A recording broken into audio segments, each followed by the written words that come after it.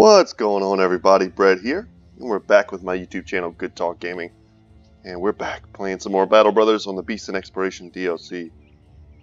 Picking up where we left off last time, it's day 272, and it's midday. And we are going to do something cool today. We're going to advance this storyline. Off camera, I went ahead and kind of explored the Goblin City a bit to see what happens when you try and get into the Goblin City. I looked a few things up online without really spoiling anything for myself, the main fight that is. But I did read about how you're not able to just right away enter the Goblin City. So that's a bit of a bummer, because I went ahead and prepared my party to do just that. If it'll open it up for me, there we go. So I took in all my war bows that I have, because I think war bows are kind of key for sniping out gobos. And lots of shields in the front line, of course, and then my lone wolves, I wanted to actually bring them in because I hate getting them netted down and stabbed to death. So something like this, maybe even something like this, could be good because they don't have shields. You don't necessarily need them standing right there in the front. Could even consider taking them out for even more shields and even more backline defense, and just really turtle up in that way. But you want to have lone wolves, because if you're fighting shamans, they're going to make it so that you really wish that you weren't standing in a giant ball of dudes when they start rooting you down. But anyway, let's go ahead and get into Rul Gazix, and I can read some of the story stuff for you guys, and we'll see what happens. Don't want to waste too much time. So here we go. Arizel Darkar the Phoenix shakes his head. May the old gods have mercy upon us for allowing such a sight. The Goblin City is sequestered between opposing mountains. Saying the goblins built their city around the mountains is like saying a soldier sheathed his sword in the enemy's chest. The gibbering greenskins didn't add to the terrain. They desecrated the place whole, putting mines where trees used to be, constructing a maze of rusted shanties and lean-tos, raising cultish totems and digging primitive sacrificial pits, piling unused timber, as though the mutilation of the mountain was not truly finished without blatant waste. But beyond the goblin rubbish does stand a central core of the city, a number of towers unambiguously set apart from the riffraff. These are clearly ancient requisitions, the stonework being unlike anything you've ever seen, and surely beyond the greenskin's scope of construct. The goblins walking amongst the walls are upright and boastful, as though invigorated by being allowed to stride such hallowed grounds. Nestled inside the fortress seem to be of some sort of higher nobility, well-dressed goblins with servants mucking about, which means the same thing it does when it comes to humans. There's good loot to be had. Damn right. A rare sight are the little ones running about. Families, if that's what the greenskins truly have, will mean that a fight here will be a vicious one. The little maggots will have more to protect than just their savageness and greed, and that which must extend itself beyond its own vices is also that which has been weakened. So let's see what the plan is. We have the option to just leave, or for me to read another wall of text. So here we go. After observing the city for a time, you know that you can't simply assault it head on. There are far too many to take on, and with the numbers already on their side, it is even likely the families of the goblins will partake in your slaughter, and you will have only enshrined the city whole with further experience in slaughtering humans. So you wait and think, and then the man approaches. He's bound in light armor with a leafy hood used to camouflage the metal beneath, and a multitude of swords clank from his hip, and a spear yokes across his back one way, and an axe the other. And a bandolier of potions chime as he comes to a halt. You can't see his face, much less his eyes, and he's dripping with the blood of recent action. Alright, this dude is a badass. Despite their cruelties and cruel appearance, the goblins are in a way a civilized group. They will respond to violence that is at its base nothing more than senseless savagery. If you wish to draw them out, then you must do as the orcs do. My plan was to slaughter as many as I could find in the fields, raiding parties, scouts, the like, but it is just as well that their encampments are destroyed in great number. Together, the carnage will be a pincer upon their fears, for they fear reckless orcs more than anything, and will seek to preemptively snuff them out. The man nods as though you've already agreed to something. So choose, traveler, the manner in which you wish to have this city laid flat. Slaughter their raiding parties and scouts, or burn their forward posts. Whatever you do, I'll do the other, alone. and we shall meet here when the summary of our actions is obvious. How awesome would it be if this dude joined us in the fight? That would be freaking cool. Alright, we'll slaughter their scouts and raiding parties. I think that means we just need to catch individual groups of goblins walking around, which we do on a pretty regular basis, and this would honestly probably be really easy. I don't think we fought a wandering group of goblins yet that was any kind of resistance. Or we can take on the forward posts, of which there are 2 right next to us. This one will be actually harder because these fights are much riskier in the outposts, but they're fights we want to take anyway. If we find a goblin outpost, we'll just kill it. So, I don't know. I don't know how many of these scouts and raiding parties we have to take down. But since we have 2 of these right here anyway, and I kind of wanted to do those today if we can't take on the Goblin City, let's say we'll take on the forward post. You tell the stranger that the sons of Arona will pursue the destruction of the encampments, and he nods. Excellent, traveler, excellent. The goblins send raiding parties frequently, and when they come to Ashes, they will return here, spread word of destruction, and be led out. Very well, we have a plan, and by my own experiences, you need only march down around 5 encampments. You take their posts, I will take their parties. He heads off, but you call out asking who he is, or if perhaps it would be a better idea to join together. He ignores you completely and walks away. Samurai Jack, yo. We'll return after 5 outposts have been raised. So let's go straight here. And I think this is kind of the toughest of the places we can fight at the moment. I don't know what kind of terrain this is going to be. Looks kind of like the forest. It's a forest battle. Okay. No big deal. We have the technology. Are you serious? Get out of here with that. I'm not interested in going out with our lone wolves. We really need them to come to us, but for whatever reason, they're going to think that they have the range superiority. And because we're in this weird open area while they're tucked away in the forest, they kind of do. Oh my god, this is so annoying.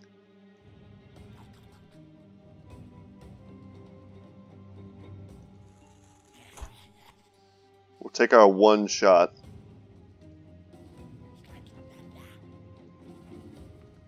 Okay, so if they don't move forward at all,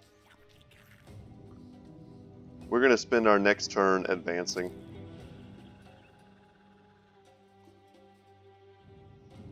Make a little defensive area here and try and push some bros up and through.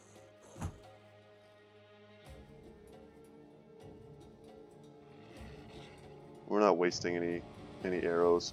Let's reveal the battlefield. So the Overseer's tucked way back here.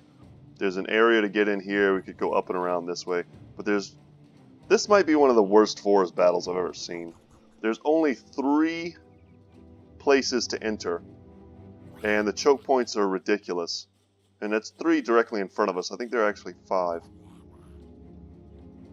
But we could actually stick a shield bro, shield bro, shield bro, shield bro, shield bro. And we would have this entire map locked down. Which is kind of absurd. And this is all we can see. These guys right here. But look at all the ones that are hiding in reserve. Ridiculous.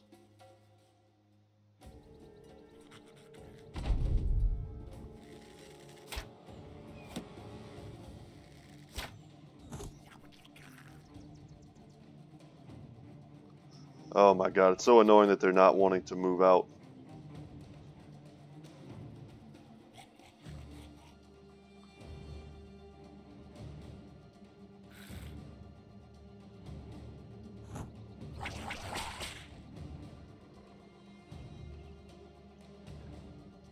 We're going to wait here. We're going to move forward with our heavily armored bros. Hondo. God, this is so annoying.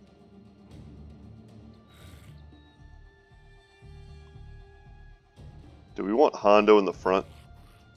think we want a shield bro in the front. Hondo's going to go up. Arazel's going to go in the front.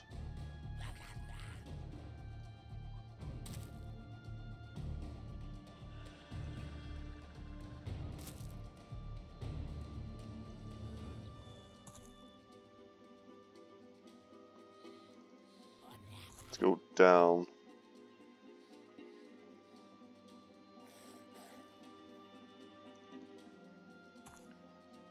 And I think we just cover this area here instead of trying to individually block them. And we'll bring our archers up behind our shield bros, of course. And as annoying as this is, this doesn't really do anything. And they only get one net apiece. And if they're not fighting us, you know, while we're netted, it's like, what are you really even doing? I wish I hadn't put Varandox here. It's not a good spot for him. I want him down.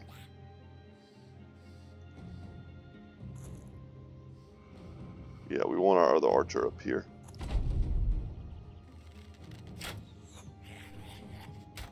So we should have pretty good cover in the trees and behind our shield bros as well. We still don't have much line of sight. It's going to take a long time for someone like Hondo to go up and around.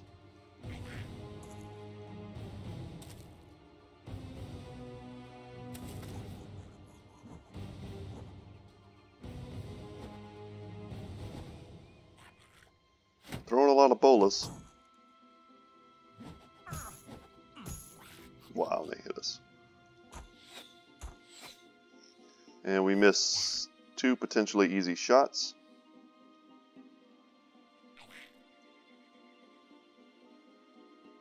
What can we do? Just fire into the blob and hope to get lucky hitting somebody. Kind of like that.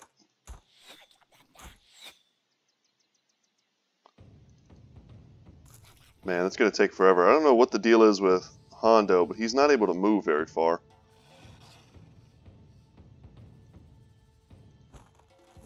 And we'll get him out of those bindings.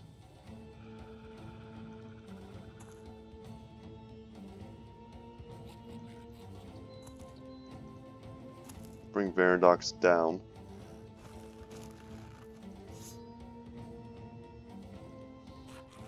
This is going to be a long one. I can't even tell you how much I'm disliking this kind of fight right now. The AI is being super annoying. They have a lot of archers, but their archers can't see.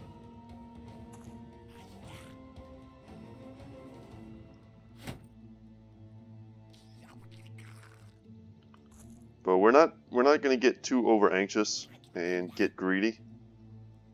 My idea was to snipe this dude off of the high ground and then to move up with someone. But once we get into this position, you know, instead of having 2 guys who can attack one spot, we're basically going one-on-one with the goblins. And whoever goes there needs to be able to push all the way through, you know, 3 goblins or so. We're going to keep Steinhardt here because he's standing behind Sir Chris. But yeah, once we move forward with one of these guys, presumably.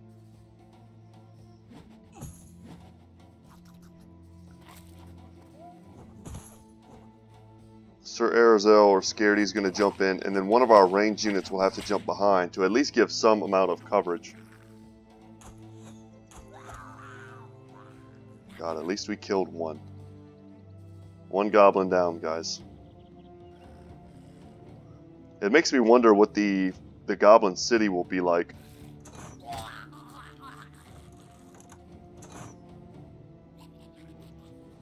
If it'll give them some sort of, you know, ridiculous terrain advantage. Some kind of high ground. Once Hondo gets in there, it should be pretty brutal. Scaredy is... he's well armored. We can do that.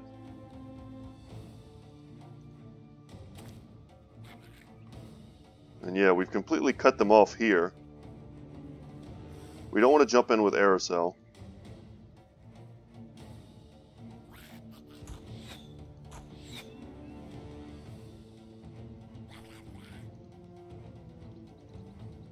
keep going down.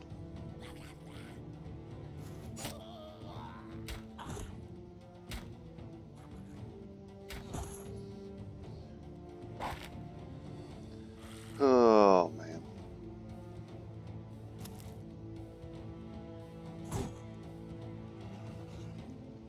We're giving them lots of targets for their stuff.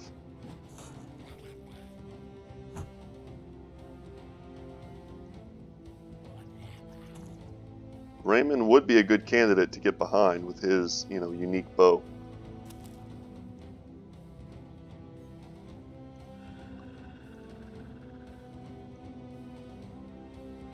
Can we go forward one more? We can, actually.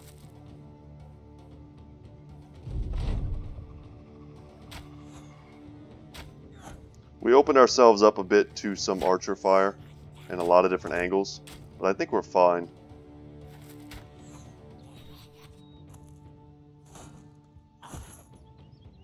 It's kind of the price to pay for getting our archers in the correct places. And I think we're going to come down here and tie off that last area. Okay, a Wolf Rider thinks to come and engage Hondo.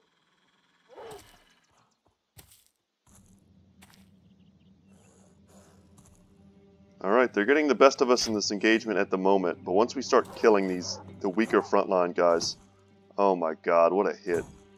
On the high ground, he just took out... Oh my god. So the Gobos are getting lucky. He also pierced our hand.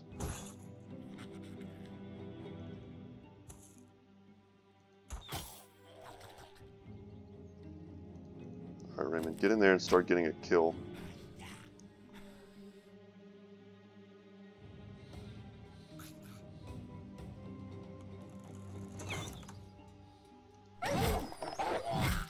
Thank you.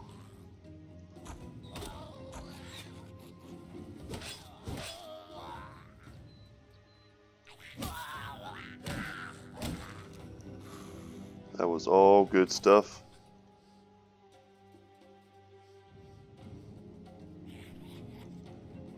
Should come down here with Varandox. Break free so it's not so easy to hit us. We just have no good way to get in other than single file.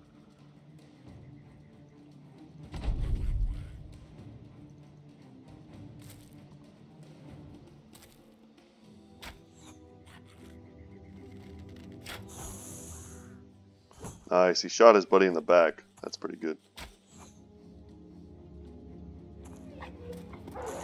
Okay, so Steinhardt should be in his element here. He should be able to mow these guys down once he gets into their back line.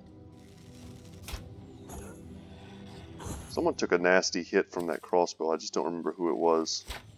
It was Aerosel. He had pierced arm muscles. That's okay. He's not in the fighting at the moment anyway. We do need for Scaredy not to get shanked again. Here we go. Fade the shank. And he gets shanked again and another injury. Oh my god.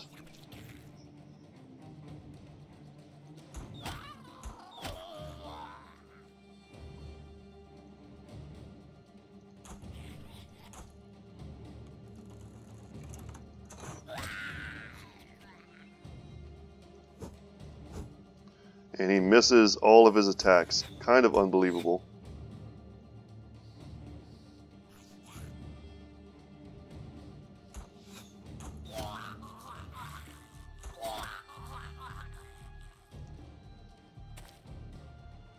And he's actually in kind of grave danger with no real way to disengage him.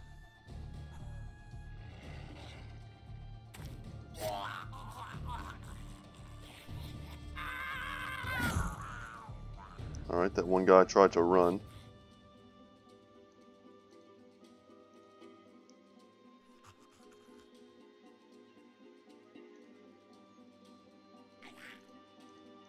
Can't go anywhere. Would love to tie down the Overseer.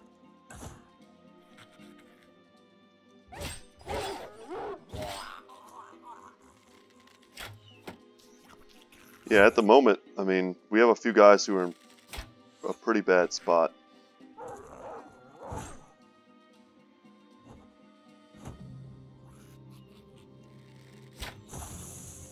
That sucks, getting poisoned. Some of them are fleeing. Whew.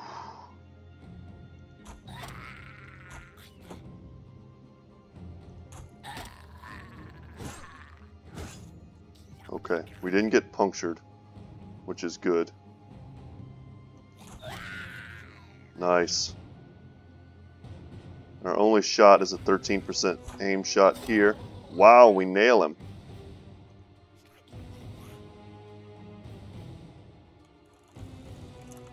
So we're going to move our injured bros back.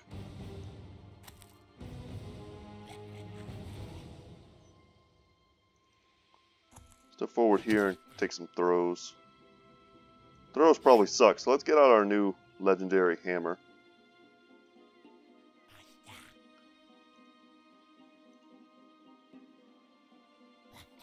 We don't have any shots. Let's move in here. Damn. Alright, Handel's in your back line, touching your stuff.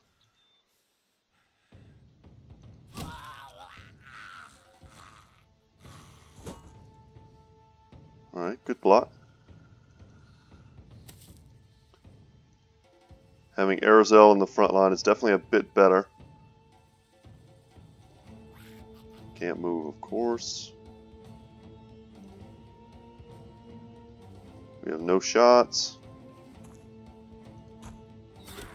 Wow, we get lucky. I don't even know what that percentage was. We're going to rout him. We'd actually prefer to kill him, if at all possible. Nice. We didn't want him to hit Isaac. Isaac is a bit beat up. I think the lunges do more damage. Probably should have considered doing that. Oh, and they poison Hondo as well.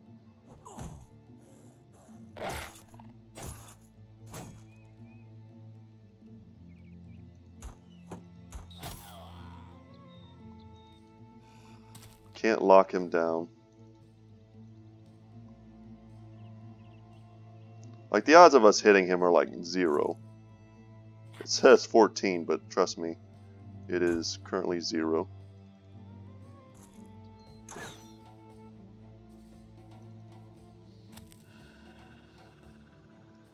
Could drop dogs.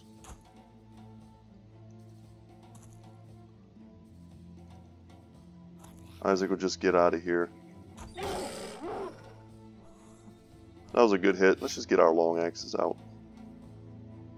And now, we can't even split. I was hoping to get a nice split attack. That's not going to be a thing. And our brothers are exhausted from this battle. And he recovers, but he's still going to run.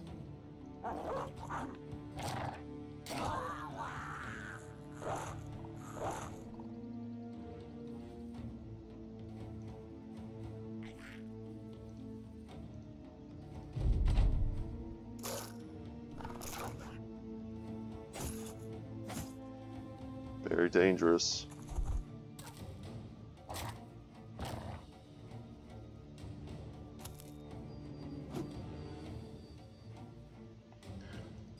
It's fights like this where I'm glad that we have decent HP pools on our brothers. And they're not all just glass cannons. Yeah, we're not going to get the Overseer, unfortunately.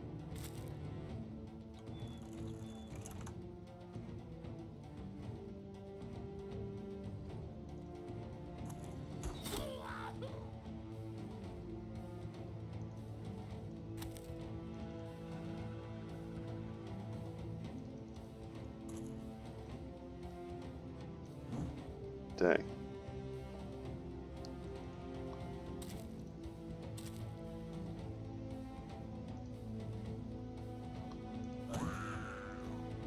was hoping to be able to kill that guy and then drop a dog. Man.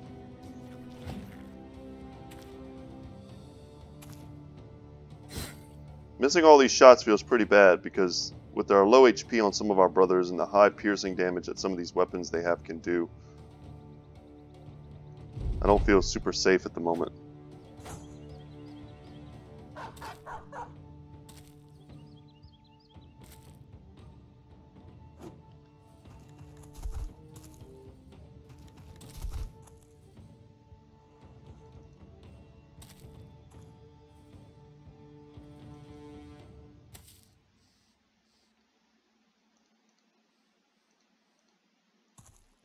Drop another dog. At the very least, it should help with our surround here.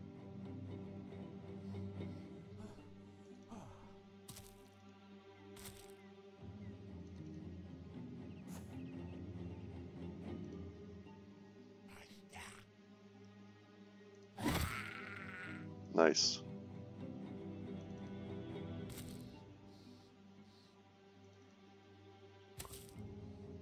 There's only 3 left. 1, 2, 3. Okay.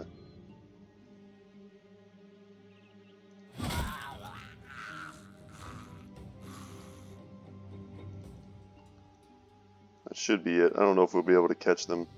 It's over. Alright, what a crappy fight.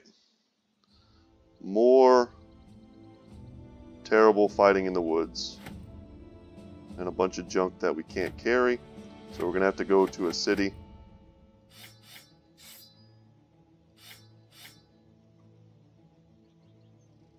We don't want the meat. Nothing here is worth a ton, so we don't really need to get too hung up on holding this stuff.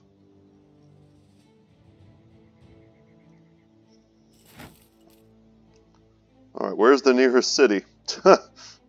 Because we have to go all the way back, and then if we want to fight more goblins, we have to come all the way back here. That is just awful. Ugh. We have so many injuries. Hondo actually leveled.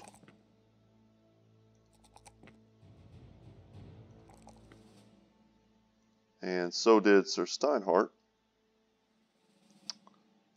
Initiative is always great for him, because it also means defensive stats. A little more fatigue. And a little more resolve. Okay. But yeah, we should definitely switch these guys up. Let's get Steezy back in. We can give him his loot.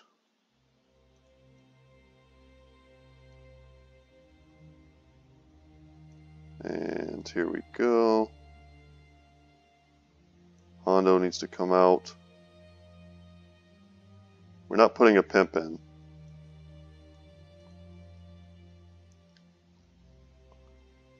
I think this is kind of fine. We'd have to drop some stuff to be able to rearrange a little better than this, but this is okay.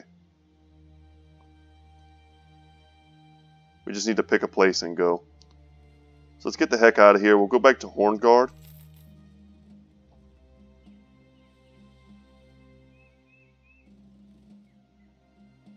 Scrats. Oh no. In our current condition, we cannot fight Scrats.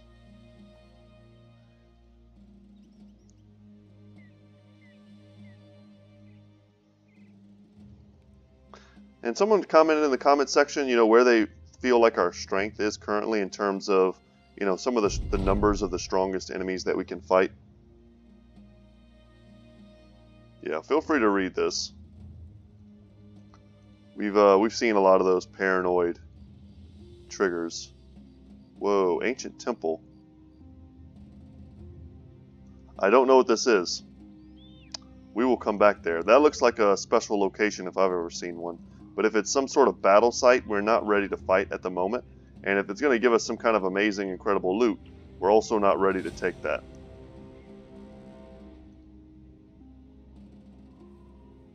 So we shall pass. 9 unhold? Oh, but what I was trying to say was how many of these types of enemies we can fight safely. And I think we could fight 9 Unhold with the right build, especially the basic Unhold. It would still be a little bit dangerous, especially once they start kind of throwing you around. You can't prevent 9 Unhold from getting into your backfield. There's just absolutely nothing you can do about that. But we could probably focus them down somewhat quickly with our war bows and things. But we need provisions, we need to sell. We have no contract, so we're not making any extra money. And now we just kind of have to sit here and heal up. Why is it paused? I don't know. Okay. Let's try and make some money.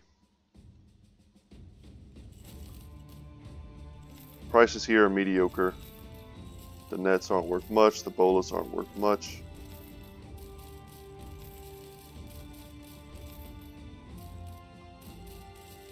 Yeah, the goblin weapons just aren't worth a ton.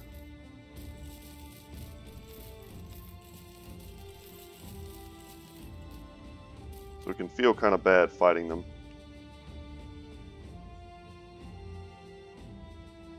And we need to re-provision. We need the cheap stuff.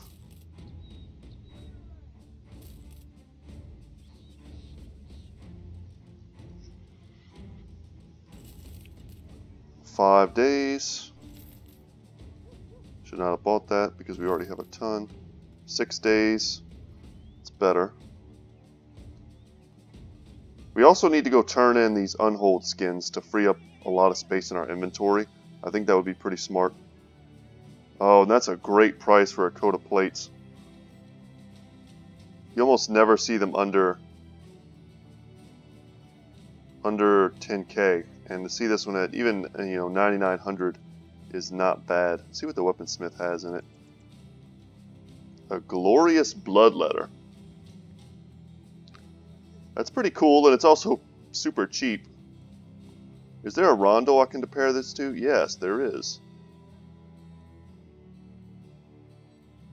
So it just has a plus 5% chance to hit head and a little bit worse durability.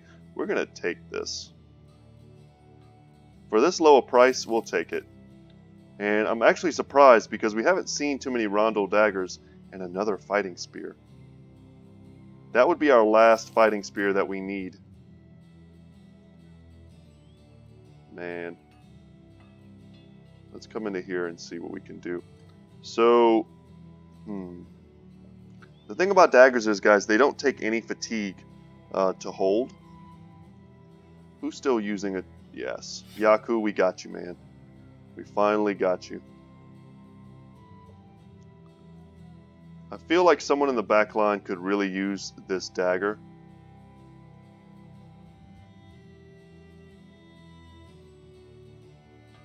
And we're going to need to take a second to rearrange our armor and, our brothers. Especially if we're going to leave them in this kind of grouping for our next fight. So someone needs to have this glorious bloodletter. But who will it be? Kind of like giving it to Aracel. In the past, he's been able to make good use of that sort of thing.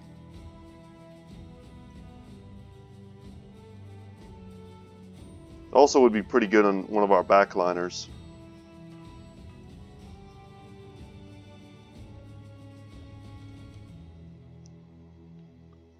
Man, we don't have a ton of crowns. Because we just spent a bunch of them, honestly. But we don't have a ton in general. I kind of want to sell off one of my great swords or my great hammer.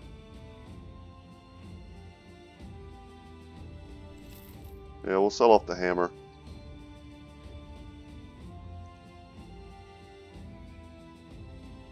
And I've been holding on to this wood for like hundreds of days, and we still haven't triggered the event.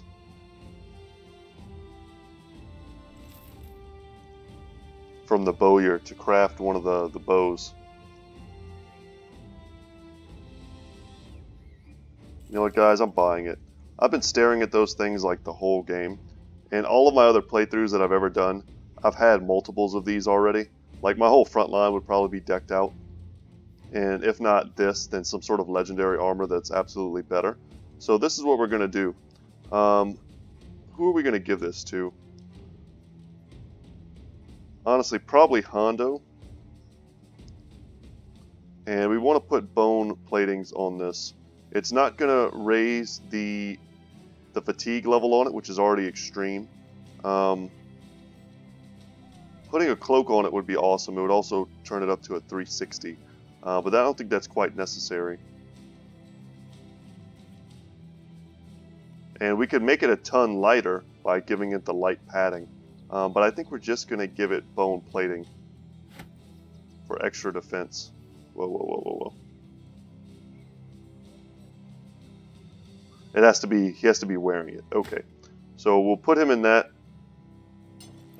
And then boom, we put the bone plating on it. And now it absorbs the first hit it takes.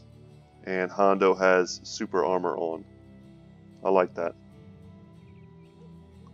And that frees up this sellsword's armor for someone else.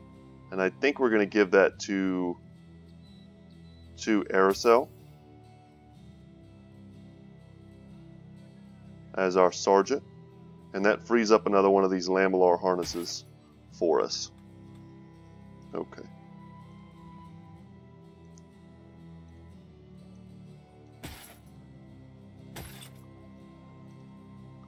Let's make sure if we're going to go fight with this group, everyone has at least the appropriate type of armor, helmets, all that good stuff.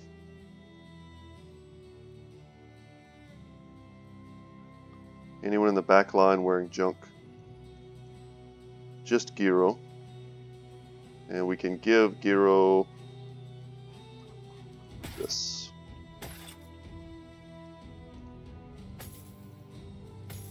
Okay, and what else? I mean, we could switch around some helmets, of course, but I don't think we need to do all that. Our spear bros are back if we want to have a nice spear wall.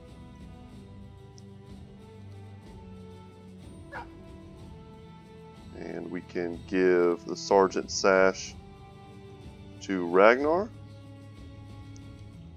And who needs something? I know someone does. We need one thing. Doesn't really matter what.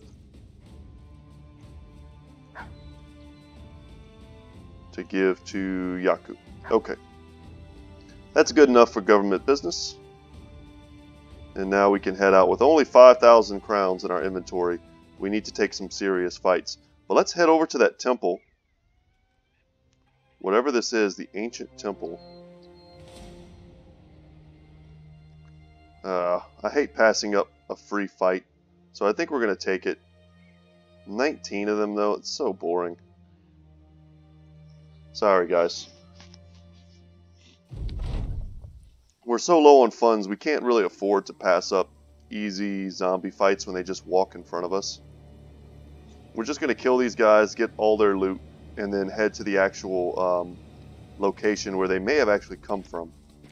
And if they took 19 zombies out of there, then they're probably a pretty weak place to fight. I wouldn't count on that. I wouldn't be surprised actually if it was a pretty strong place.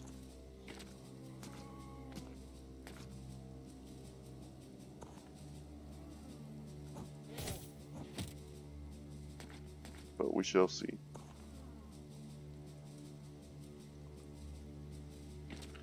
And we finally have our spear wall back up, which I have missed greatly. This is a pretty amazing zombie killing squad.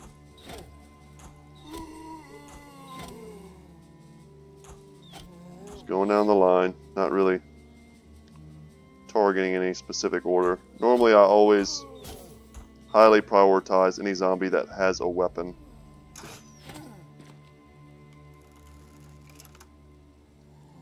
And we'll look to get our spear walls up this turn. I don't think they can all the way close the distance.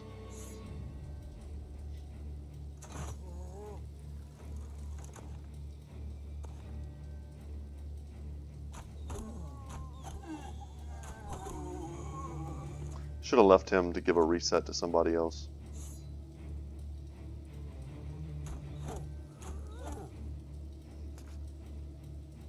But yeah, see how easy this is, guys? This is a nothing fight.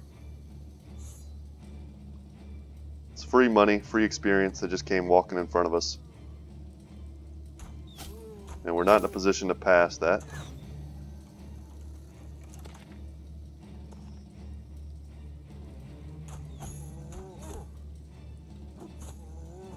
Yeah, I was so kind of hyped to show you guys the Goblin City today.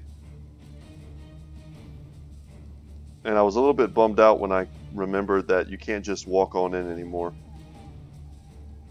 And then that fight we just took in the woods kind of took away some of my excitement to fight goblins, because man, that was not fun fighting them, and with all that cover and stuff. It's just miserable.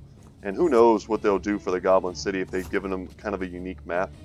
And that's kind of what I'm worried about. I haven't spoiled myself on any of that. I know I said I looked up kind of the event, but I did not look up anyone else doing the fight. I haven't watched any videos or anything like that. It'll be fresh for me. And if they'd done something new for it, that would be cool. But what I remember from my last time fighting in the Goblin City, I've already talked about kind of their army composition, but I remember it having tons of terrain, and it made it really difficult to get to them. And I remember winning it through kind of sheer, warbow attrition.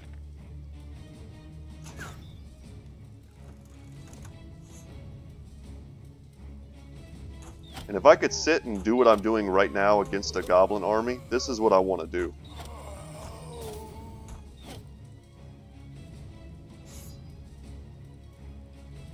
I don't want to move. I don't want to move until I've killed,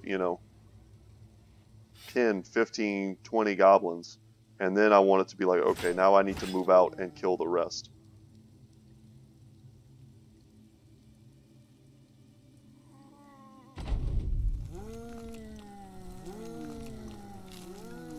Respawn in my spear wall, but that doesn't mess it up because our spear bros are spear masters.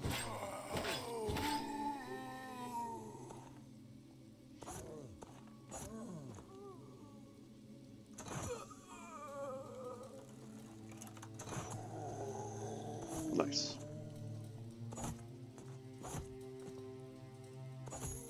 So someone suggested in the comment section, I think that was Mr. Blue, that we turn the pimp character into a polearm master. And I kind of like that suggestion. I think that's about what his stats are useful for. It was something I was thinking about myself off camera. What to do with our pimp. Because right now he's sitting at level 1, and I want to get him into some of these easy fights to give him some experience.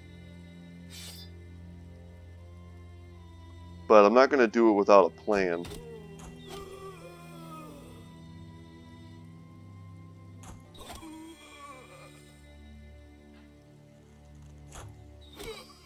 Nice. Can no one reach that zombie? Nope. I drop a dog, please. Dog, just kill him.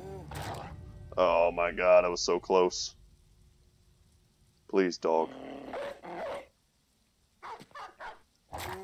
Oh my god. Oh well, they'll resurrect and we'll get the kills.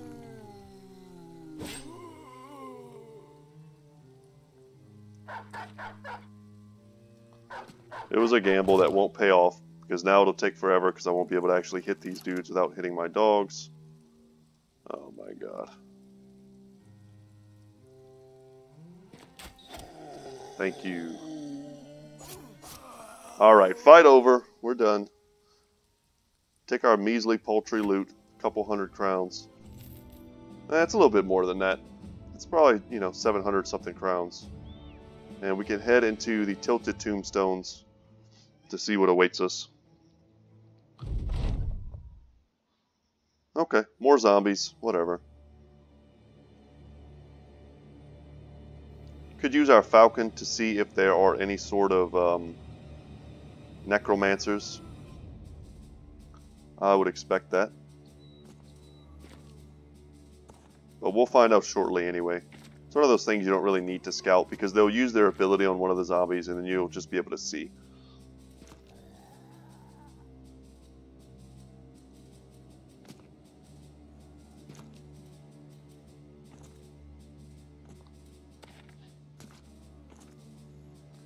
So we'll stay regimented just like we did in the last battle, and we'll just carve them up. Yeah, it doesn't appear to be any necromancers at all, which makes this a pretty straightforward fight.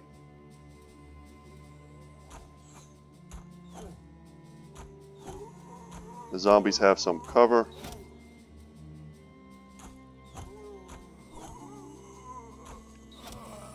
So I mentioned in one of the previous episodes that I was trying to go see the movie Mr. Glass, and that I wasn't able to do it just because I was sick. But I am going today. I'm going to let you guys know how it is if you're interested in that sort of thing.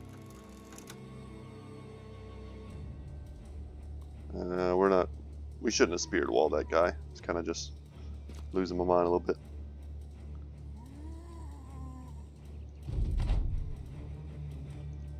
Yeah, but whenever I'm not super preoccupied with doing this type of stuff and these kind of grindy battles, I would love to talk more in depth about movies, shows, books, things like that.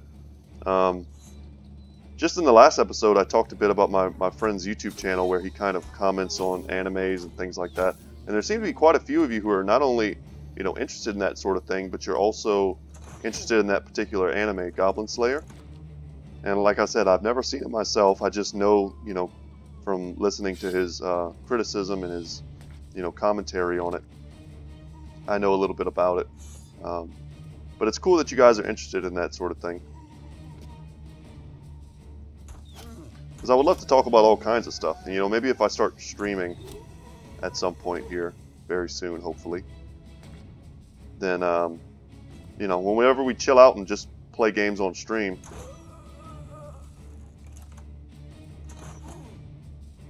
we can spend some time talking about other stuff too. That's kind of what I'm trying to get at.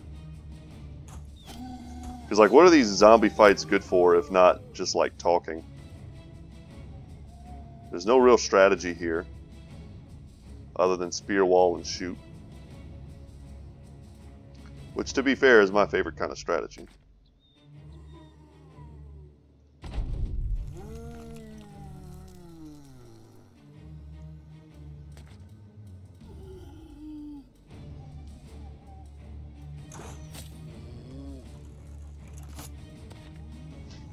Trying to think of some of the other good movies that I've seen recently that I would recommend. Obviously, some of them you got to be of a certain age. I don't know what all the age group is of people who watch, you know, my show, my channel, I should say. But you know, if you're an adult, by all means, one of the pretty cool, slightly maybe underrated movies that I saw recently was Bad Times at the El Royale. It's one of the last things I saw in theaters. And that was pretty awesome. I recommended it to some friends, and we ended up watching it together, and they thoroughly enjoyed it. It's got a lot of really quality actors in it. I think if I told you a bit about it, it would honestly spoil a few things. But just check it out. Bad Times at the El Royale. Maybe watch the trailer and see if it's kind of your cup of tea. But if it does look like it might be something you'll enjoy, I'll tell you, it's got a lot of a Pulp Fiction thing going for it. Just the way things take, the way the plot develops in like overlapping story arcs. It's a lot like that. And even the kind of the subject matter, a lot of it is very Pulp Fiction, Quentin Tarantino style. But if you think you'll enjoy it, I can tell you, you will. And I've been watching like Jeff Bridges pretty much my whole life, being everything. And that dude is amazing.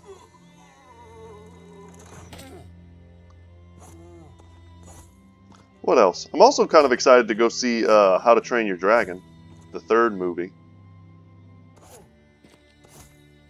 I watch a lot of animated shows. I'm kind of, as I get older, and I just get more and more disappointed watching the news every day, things like that. I don't really get a lot of enjoyment from those type of shows. I watch them because, of course, I am an adult and I do need to know what's going on in the world. But, like, whenever I want entertainment, I watch things like Gravity Falls has been a pretty cool show. My whole family likes watching that. It's got some, it falls into the category for me as a show that's, you know, it looks at on the surface like it's designed for kids, but it's really not. I think Adventure Time kind of falls into that category. Regular Show is something I watched for a little while. I'm trying to think of a few other things. I mean, I watch a ton of stuff, guys.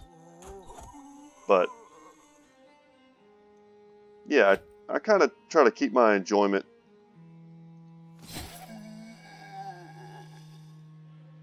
of, you know, TV with a lot more of the animated stuff. I find as I get older, I like it more and more. Me and my kids watch a show called Big City Greens. It's hilarious. It comes on Disney, but once again, it falls into that category of show where it's like, it looks like it's a kid's show, but all the jokes are for adults. And while kids can appreciate it, what's another one? Clarence. It's very similar to Clarence. Have you ever seen that on Cartoon Network? Don't know what happened to Clarence. I was loving that show for a while. Because some shows just kind of capture what it was like to be a kid, but in a really fun way. That's kind of what that did for me.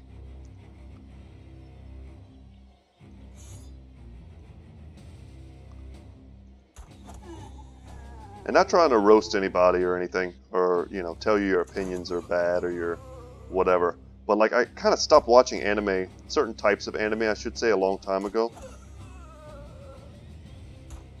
Because I feel like, I don't know, something about the way it represents people and stuff, it just feels not as genuine. It just doesn't resonate with me anymore. Especially the way it shows kids. Sometimes it like hypersexualizes very young girls, which is not something I'm into, especially since I have a daughter. Or, you know, the situations just become absurd. Sometimes even the, you know, the style of battle, combat type of stuff that ends up taking place just seems a little lame. I don't know. It's one of those things that was really cool when I was a kid and just kind of felt lamer and lamer as I got older. I guess my tastes have changed. The whole, like, you know, Dragon Ball Z trope where they stand still, like, having exposition for 10 minutes before anyone throws a punch. Like, that whole thing. After a while, you're just like, nope, I ain't got time for this. Change channel. Ooh, do we take on 9 unholds? We were just talking about how we think we could do it.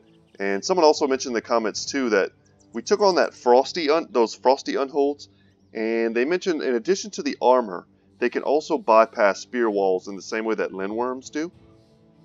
Which makes sense, but the standard unholds do not.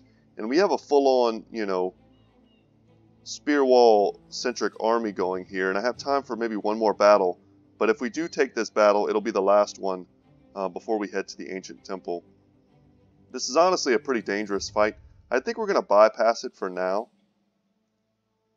See, and even the AI thinks they have an advantage here because they're coming straight for us, which is unusual. We haven't seen an enemy track us in a long time. I really want to see what this temple is before we get into it. But yeah, that being said about anime, guys, I'm not trying to dump on the genre. I just know that in order for me to find something that I would enjoy, it would take a lot more, you know, investigation. I don't think I could just jump into any random anime show and enjoy it. Ooh, I'd love to know what was right there. Let's head into the ancient temple. Yeah, I think my tastes are a lot different than they used to be. Oh my god, what is this? This could end up being some horrible big fight. Only half of the temple's entrance is visible, the rest long since sunk into the earth, as though unsure whether to be coffin or mausoleum. Along a visible frieze, you can see a stony relief of tables being thrown and moneyed men running from what looks like an armored skeleton with a whip. A few of the mercenaries seem uncomfortable with the idea of going in, but you've the notion that others have felt that way as well, and have thus left the place unmolested. You take out a torch and enter with a sellsword spirit and robber's resolve. After gathering supplies, you crouch and enter the temple by slinging your legs over the earth and jumping into the steps below. The clap of your boots snickers into the marbled halls, and you wave the torch before you as if to watch the echoes go. Looking back, the light between the shelf of earth and the temple top silhouetting your company as though they were a throng of sextons, satisfied at their work. Steezy shakes his head and says he's coming with. The rest of the company mutually agrees to keep watch. The more I think your name is Lance. The more fan fiction you write, Lance, the more it kind of sounds like some of these events that we see in the game. This right here, just like as I was reading this, it sounded a lot like your fan fiction, the way they described Steezy. Your last story was pretty good, by the way. I enjoyed it. Okay, so let's go in. I've never seen this before, guys. I don't know if we're in for an enormous, horrible fight, but we'll go in. Oh, is this a place to get blessed water? The sides of the halls are blanketed in military mosaics so large they're more fit to a whole campaign than any single battle. One parcel in particular stretches seemingly forever down the hall, a scene of armored men running roughshod over what looks like a barbarian horde, so thick in number they lose humanity and begin to look indiscernible from bugs.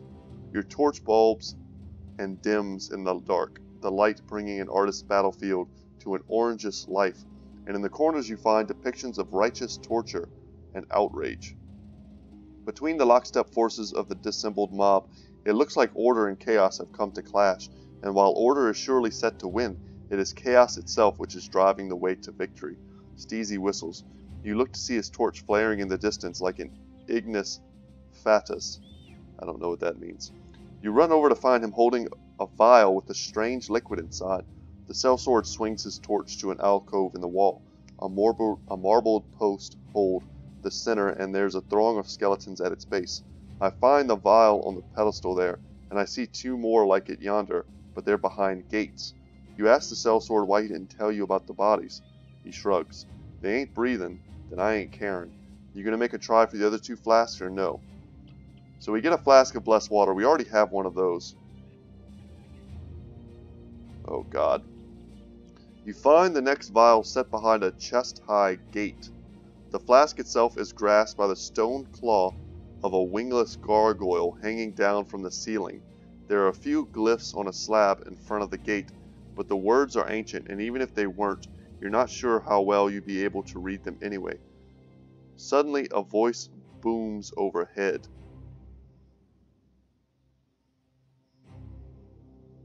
A flock of birds are in a field when a hunter comes along. The hunter draws an arrow and yells out as though in pain. A few birds fly up. The hunter kills them. More birds fly up. The hunter kills them just as well, and he begins to cry as he collects their bodies. More birds fly at the sound of him. The hunter's crying and killing.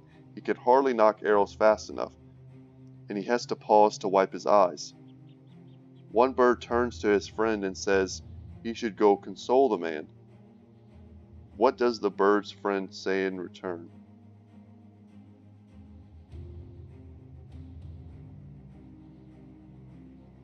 Wow, it looks like a bit of a riddle. Interesting. I like the cleverness. Never mind his tears, watch his hands. As if to say, we're getting killed, man. Focus on what's important. From the brink, a broken man must be saved. Kind of to me sounds like it's trying too hard to be deep. And chirp, chirp, chirp, chirp is funny because it's like, a bird. That's what a bird would say.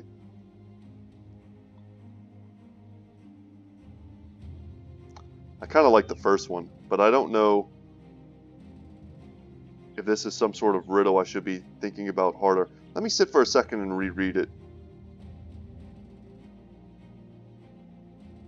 You should do the same. Just kind of, what would you choose? I'm curious.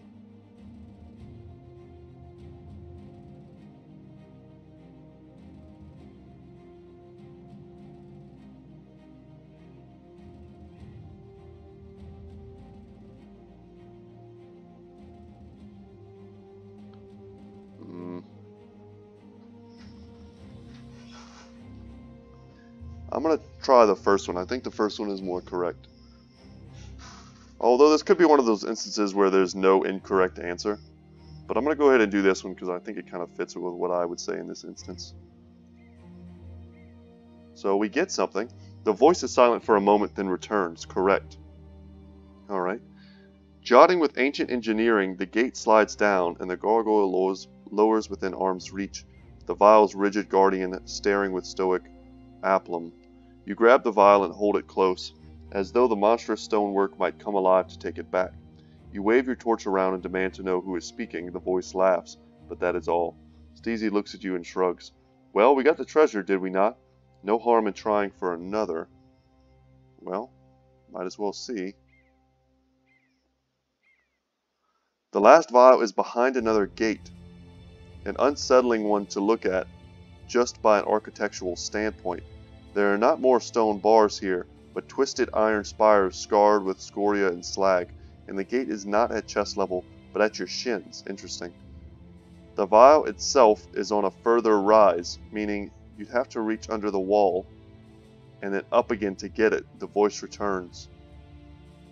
From me all comes to being, from me all shall be in the end. When man crosses the earth, I follow in his footsteps. You stand in the silence and look over at Steezy. He shrugs. Yeah, if this is a riddle, the answer is certainly dust.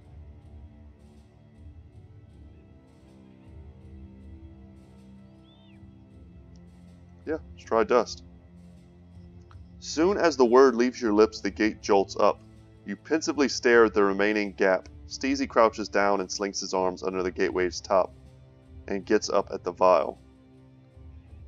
His fingers scrape its glass while the gate spires rattle in their catches, like a bear reluctantly letting someone brush its teeth.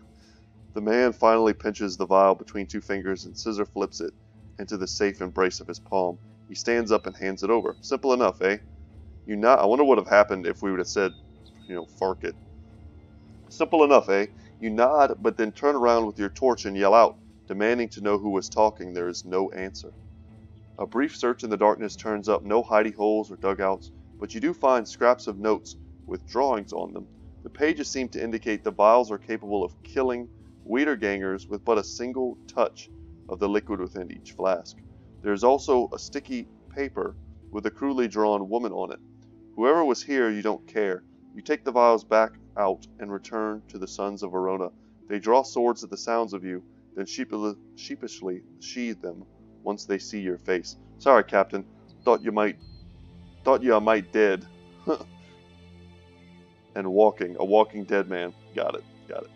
So you get another flask of blessed water. Alright, so that was just kind of a cool, maybe that is one of the unique legendary locations. Yeah, these are all destroyed on use, which sucks. So we now have a ton of those. We have 4 of them, I think. Because Yaku is also a monk. And I think he made us 3 of those. So there's another one. We could probably... This doesn't take any fatigue to use, so we should give this to Steinhardt to hold 1. The acid flask is kind of the same thing. Can we hold both of these? Cool. Okay.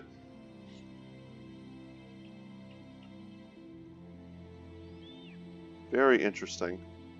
I would much rather hold bandages than that, but that's... Yeah, and there's our other one. We can give 1 to our pimp. That was a weird sentence. That was a very weird sentence I just said. We should give 1 to our pimp. No reason for him not to be wearing decent armor as well. There we go. Now you look like a man.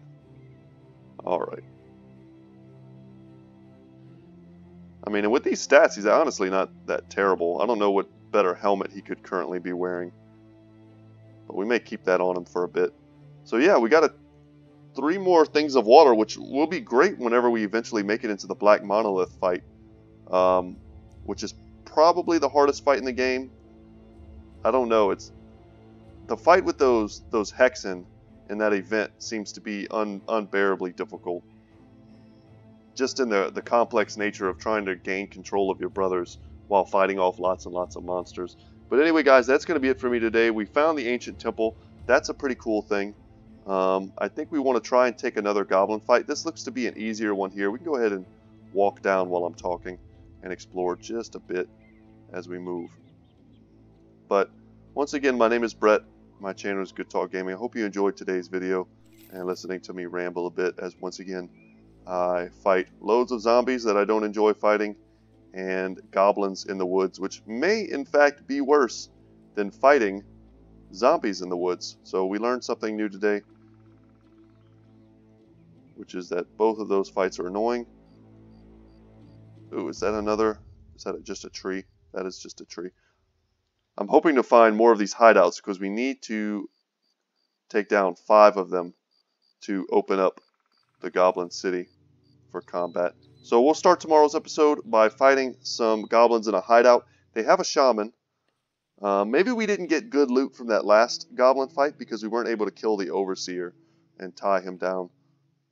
But we'll prioritize killing the shaman. At the very least, we'll try and get his club. I'm not sure if we'll get any kind of legendary loot, but hey, we're picking up like 1 good piece a day. We got that Rondell dagger, which we gave to Arazel, I believe. Yes, so Arazel is here. All of our brothers are currently uninjured. We may go into this fight with the same configuration, or we may switch it up. But I'll probably do that off camera either way. Once again, guys, I will talk to you later. Thank you so much for watching, and I will see you in the next one. Take care.